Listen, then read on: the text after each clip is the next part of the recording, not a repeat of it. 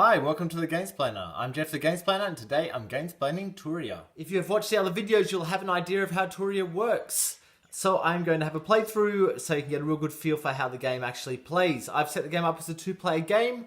I will spin the board. I think is going to be the quickest and easiest way for us to play as both players. So we have green and red set up. It is green's first turn. He is able to see the wizard's thing, which is down in this side, which he's not able to go to yet, as he would need to give up one sword, and he does not yet have one. We have over in the far corner the trader, which is looking to trade gems. He doesn't have any gems yet, so that's no good to him either. In this corner we have the fountain fairy, which is looking for black gems. He doesn't have any of them yet either, which means we're down to this one, which is just coming to this corner. So he will go 1, 2. He will gain one of the gems, and he thinks he'll take the green one. He then gets to turn the side of the tower that he used, and then take a fairy token. I think he's going to actually take that one. What that one does is it allows him to, when he goes to the wizard's space, allows him to do 2 actions instead of just the one. So in essence, trading in 2 swords instead of 1 sword. Okay, moving on to the next player. Before this player's turn, we will replace the spell with another spell. This player is able to either go to the dragon's castle, which means he'll be looking to roll. He started the game with 1 extra gem, so he started with a yellow gem. So if he went to the castle, he'd be looking to roll a yellow on the die. The fairy fountain again, which is trading in a black. He doesn't have a black, so that's no good to him. Going to the thief, which allows him to take 1 of the extra gems from the bag, or he could go get a couple of swords. From where he's currently standing, he thinks he will come across to the thief. So he'll come 1, 2, 3. He'll take the purple gem. That allows him to grab 3 gems out of the bag and keep 1 of them. If all 3 were black, he would just keep drawing. So he's now got the red gem as well. That turns.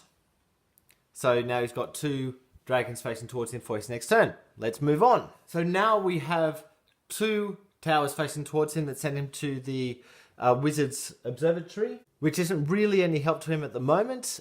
The one that sends him to the fountain fairy, he doesn't have any blacks yet, so it's no good to him. So he can only really go down here to the swordmaster to get some swords. He will do that,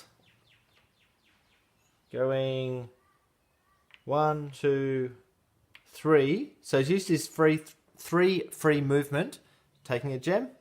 He'll then spend 1 money to go that 1 extra space. That's the 1 money to the bank. He then gets 2 swords for going to the sword master. That tower then gets turned because he's already done it. Because that spot is now empty from gems, that gets 2 more gems into it. He will spend his elixir to do what the previous player just did, which is take 2 swords at the place where he's currently at. And he will then go 1, taking both of those because there's a black one in amongst them.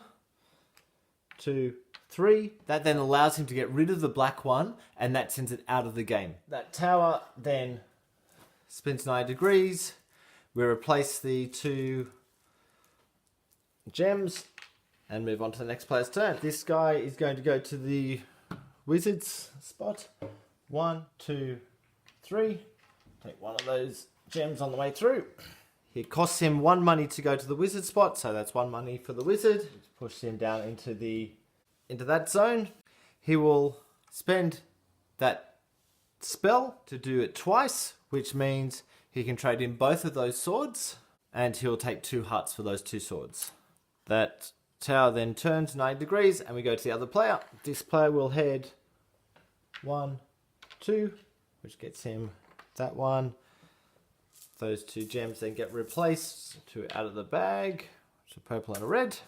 He's selling the red and the blue gem. So that's those 2 for 4 money. Those 2 gems then go back in the bag. 4 money comes across. He now has the 7 money to be able to go to the castle, but he needs to have the 7 hearts as well. That tile then goes back to the bottom of the pile, and a new one is flipped over. So we're looking for yellow and green, and turn the tower. Okay, this player thinks that he's going to head down to the goldsmith. 1, 2, and he'll take the purple. The goldsmith allows him to trade in 2 of the same coloured gem, so the blue ones, back in the bag for 1 more heart, and turn the goldsmith. Okay, this guy's going to go 1 and take the yellow, take the blue. 2, 3. He's going to spend 1, 2, so he's going to get the red gem as well. That costs him 2 extra money for going 2 extra spaces, so there's 2 money. That spot is now empty of gems, so it gets 2 more gems. Yellow and black going on there. Now he's fighting the dragon. So the way this works is he rolls the dice. Yellow, if he can give up a yellow gem, which he can, back into the bag.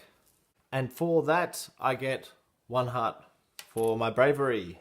That die then goes back to the goldsmith in that colour. Okay, I think I've been through every element on the board, and you've kind of got an idea of how the game plays. I'll leave it there. I will, for the moment, jump right to the end of the game really quickly so you can see how the end bit really works out. Hi, welcome back. So, the red player has managed to get enough stuff, and it's his turn. So, leaving the guys where they are, I head down to the chapel, which is here. I put my red thing to show that I am going to the chapel. I trade in 7 hearts, 7 money, as marked by that. I show that I don't have any black gems, so this is all stuff that I've got left. And then I just select one of the turned over doors. So I turn over one of the doors, I'll turn over that one. That's saying that I need to give up a green gem, which I can do, back in the bag. And I go again, and I have found the married couple, therefore I win. If I had turned over, say, this one, and found an elixir, which I don't have, I would then put that down. I would have to pull this back, put my screen over, and then collect another 7 hearts and 7 money before I could head back to the castle. Okay, I'll leave it there. I hope this has helped you get Touria to the table. I hope you have a lot of fun playing this game. If you have any comments or suggestions, please write them below. If you have any games that you wish to be gamesplayed, please shoot me an email at thegamesplainer@gmail.com. Follow me on Instagram and Twitter at thegamesplainer to keep up to date with the games I'm playing. Subscribe to my videos to keep up to date with the games that I'm gamesplaining. And until next time, enjoy gaming.